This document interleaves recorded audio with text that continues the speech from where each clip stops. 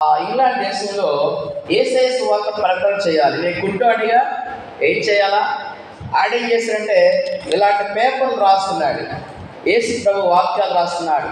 ప్రయాసపడి భారం మోసుకుంటున్న సమస్త జనులారా నా యొద్దకు రండి, నేను మీకు విశ్రాంతి కలుగజేస్తానని రాస్తున్నాడు.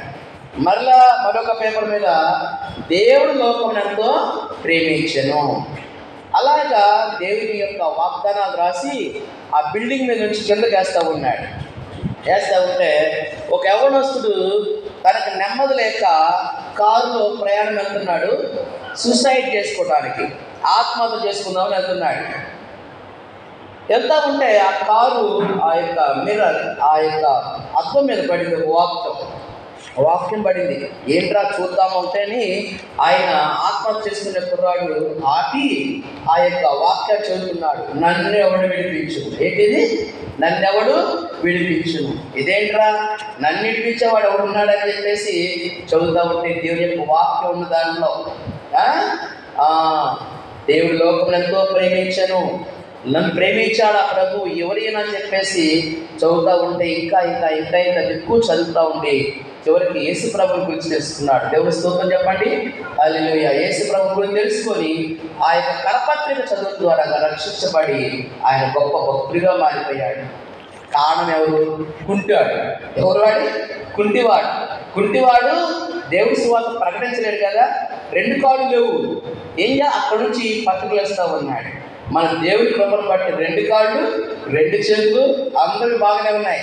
కానీ దేవుడి యొక్క వాక్యం ఎవరికైనా చెప్తున్నామా? ఎవరికైనా ఒకరికైనా మనం చెప్తున్నామా? ఆగిపోయిన వాళ్ళు మనం మరి మందిరాన్ని ప్రకటిస్తున్నామా?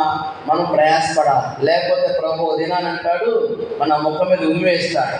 నేను నిన్ను రక్షించాను కానీ నువ్వేం చేశావు? నేను నిన్ను రక్షించాను, నా కృప ద్వారాగా జాలిపడి మరి నా బిడ్డగా నిన్ను అంగీకరించాను, నా రక్తంతో కడిగి నీ పాప దోషాలను క్షమించి నా బిడ్డగా చేసుకున్నా కానీ నువ్వేం ఫలించావు? నువ్వేం చేశావు? ఈ వారంలో ఒక్కరికైనా నా గురించి చెప్పావా? అని యేసయ్య ప్రశ్నిస్తాడు. కాబట్టి చివరికి మనం ఎంత ప్రమాదంలో పడతామంటే మనకిచ్చిన రక్షణ కూడా పోగొట్టుకుంటాం. అలాంటి ప్రమాదంలో మనం పడడానికి అవకాశము ఉన్నది. కాబట్టి ప్రియమైనటువంటి దేవుడి సంగమా, మనము ఆత్మను రక్షించాలంటే సంఘమంతా కూడా కలిసికట్టుగా ఉపవాసం ప్రార్థన చేయాలి. సంఘమంతా కూడా గృహాలు దర్శించాలి. సంఘమంతా కూడా ఈ కరపత్రికలు పంచాలి. సంఘమంతా కూడా నా యేసయ్య గురించి చెప్పాలని ప్రతి ఒక్కరు కూడా ఒక భారము అలా తీసుకోవాలి. అలాగ ప్రార్థన చేసినప్పుడు దేవుడు తన ఆత్మను మన మీదకి కొమ్మరిస్తాడు, పరిశుద్ధాత్మను కొమ్మరిస్తాడు. ఆత్మలో మనం ప్రార్థన చేస్తున్నప్పుడు దేవుడు కార్యాలు చేస్తాడు. దేవుడు అట్టి కృప మనకు అనుగ్రహించును కాక. ఆమేన్. పరిశుద్ధ తండ్రి, ప్రేమగల మా ప్రభువా, మీ పరిశుద్ధమైన నామమునకు స్తుతులు స్తోత్రాలు. విన్న వాక్యాన్ని మా ప్రభువా దీవించి ఆశీర్వదించమని వేడుకొనుచున్నాం. మా హృదయాల్లో మా ప్రభువా 30 60 100 ఫలించిన కృప దయచేయమని వేడుకొనుచున్నాం.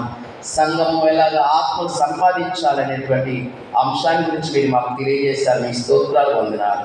మా ప్రభువా ఈ వాక్య ద్వారా మమ్మల్ని నడిపించండి. మీ సేవకులుగా మీ శిరోజాటు బయలుపరిచి మా ప్రభువా మీ జీవ మాటలు మాకు వినిపించమని యేసు పరిశుద్ధంగా నడిచినాం తండ్రి.